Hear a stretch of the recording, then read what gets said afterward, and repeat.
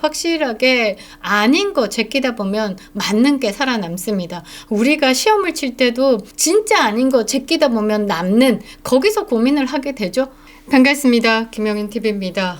3차 토론회 끝난 이후에 말이죠. 이 핫한 키워드가 몇 개 떴습니다. 코끼리, 법카, 과일값, 그리고 단연 젓가락이죠. 여러분들 젓가락 이야기를 들으면 생각나는 사람이 있을 겁니다. 그런데 이번에 젓가락은 말이죠. 그 동호 아버지가 아니었다라는 겁니다. 동호였습니다. 그러니까 앱이나 그 자식이나 똑같다라는 말이 여기에 딱인 것 같은데요. 자, 이재명이었습니다. 그 동호 아버지는 말이죠. 그 이재명을 상대로 젓가락이라는 단어를 쓰면서 일타 쌍피를 날렸습니다. 날린 사람은 이준석인데 말이죠. 정치의 본색을 드러낸 토론 참사다라고 저는 말씀드리고 싶은데요. 대선까지 불과 엿새 마지막 TV 토론 역대 최악의 장면을 남겼습니다. 오늘부터 깜깜이 구간입니다. 의미 있는 여론조사가 나왔는데요. 지금까지 1000명을 표본으로 다뤘는데 이재명과 이 김문수 후보의 이 좁혀지지 않은 뭔가가 있었는데 이번엔 6001명을 대상으로 조사를 했습니다. 이재명이 46.9%, 김문수 후보가 41.8%, 5.1%포인트까지 좁혀졌다. 여러분들 깜깜이 구간 시작 전입니다. 깜깜이 구간을 지나고 대선 때 뭔가 폭발을 일으킬 것 같은 그런 느낌 아닌 느낌인데요. 대한민국은 충격에 휩싸였습니다. 아마 이 모든 것이 반영된 결과치가 나올 것이다 라고 저는 강력하게 믿는데요. 누구도 예상하지 못했던 젓가락, 전국을 강타한 이 젓가락, 이준석도 나가리 될 것 같습니다. 중도층, 여성 유권자, 심지어 청소년도 있었던 이 TV 토론회장. 정치인의 본성과 그 바닥을 보여준, 그러니까 이준석의 몰락의 선언이었다라는 겁니다. 일타쌍피, 이준석과 이재명 한순간에 날아간 참사에 대해서 알아보겠습니다. 구독과 좋아요 버튼 꼭 눌러주시고요. 끝까지 시청 부탁드리겠습니다. 큰 힘이 되고 있습니다.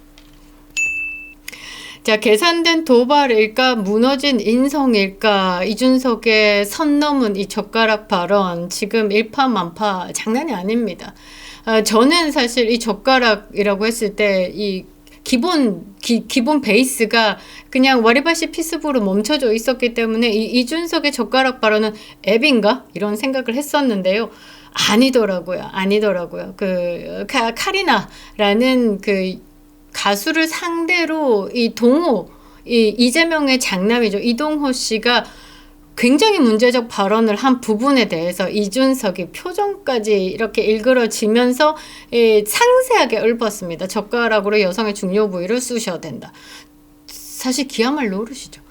어떻게 토론회장에서 그런 말을 할까? 저는 사실 이해할 수 없는데 이준석의 이해할 수 없는 발언은 해석이 필요했습니다. 근데 의외로 간단했다라는 거죠. 이준석은 알고 있습니다. 자신이 가진 이 지지율을 더 이상 올릴 수 없다. 그러니까 유리천장을 뚫을 수 없다라는 것. 그런데 이 깜깜이 구간 전에 이준석의 지지율 또는 깜깜이 구간이 끝난 후에 뚜껑을 열었을 때 이준석의 지지율을 2자리로 만드는 것에 의미가 달라지는 겁니다. 이제 그 부분에 올인을 했다라고 저는 해석을 하는데요. 더 이상 오르지 않는 이 지지율을 이준석의 뺨코 지지층에게 강력하게 호소하기 위해서 이 젓가락 발언을 끌어왔다라고 저는 해석합니다. 그러니까 이준석을 지지하는 지지층, 뺨코 지지층의 특징이 뭐냐? 여성을 혐오하죠. 이 페미니즘을 혐오합니다. 그리고 그 분노한 2030에게 이 폭발적 지지를 끌어내기 위해서 이렇다라는 거죠. 그러니까 여성 단체의 반발이 거세지면 거세질수록 이준석을 지지하는 그 뺨코 지지층이 결집한다라는 것을 그동안의 경험치로 쌓아왔기 때문에 이 여성 혐오를 일으켜서 내 지지층을 흥분케 하겠다. 이 전략, 이 얄팍한 정치 셈법이 작용됐다라고 저는 봅니다. 자, 이 동호 아버지, 사실 이 동호 때문에 문제가 좀 많죠. 지난 대선에서도 말이죠. 이 동호 아버지가 동호 때문에, 동호 아버지라고 하니까 여러분들이 좀 헷갈리시죠. 이재명입니다. 이재명이가 이 동호 때문에 문제가 좀 많았습니다. 지끈지끈 머리가 아파오지 않았을까. 사실 화면에 한번 띄워드릴 건데요. 이렇게 이 이재명이가 대통령 후보일 때 사과문을 남겼습니다. 왜? 개딸들이 흥분을 하니까 그 개딸들의 흥분도를 낮추기 위해서, 자, 전체 화면 한번 보여드리겠습니다.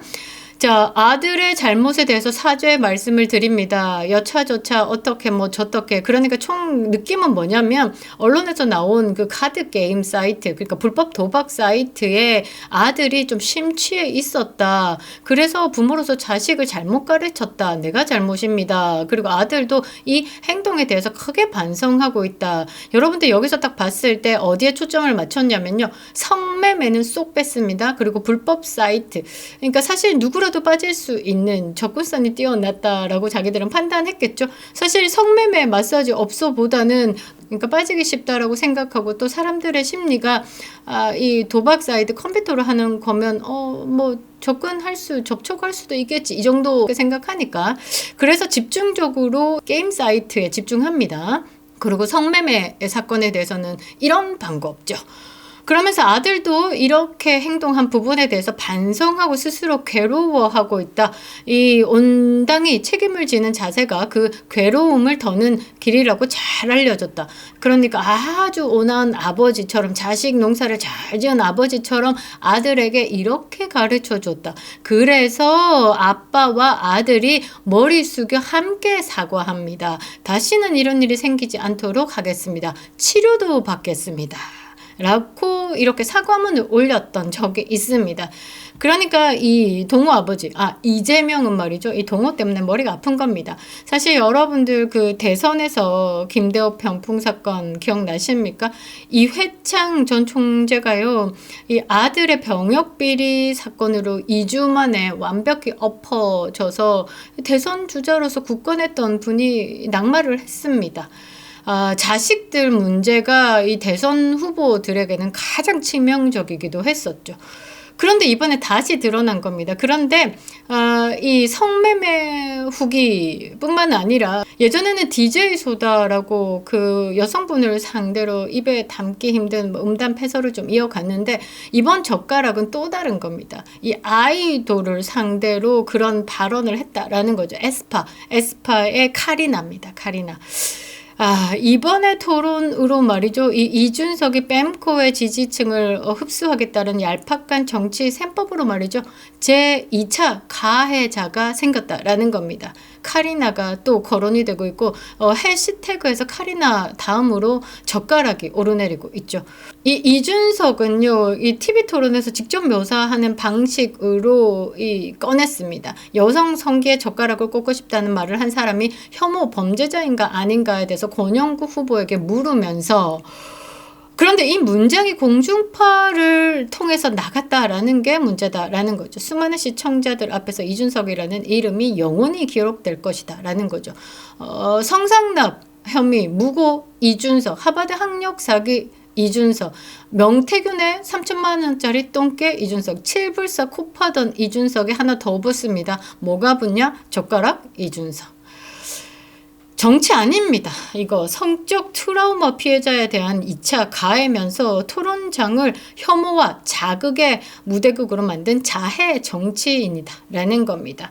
그런데 이번에 사과문을 올렸던 이재명은 이번 사과문으로 끝나지 않을 것이다 라는 거죠. 이재명의 토론에서 이준석이 이재명에게 동의하시냐라고 물었을 때 이재명이 어떤 답도 하지 못했습니다. 그리고 뭔가 이재명은 적고 있었습니다. 테이블에. 아마 시읍비읍 적고 있지 않을까, 이런 생각을 하는데요.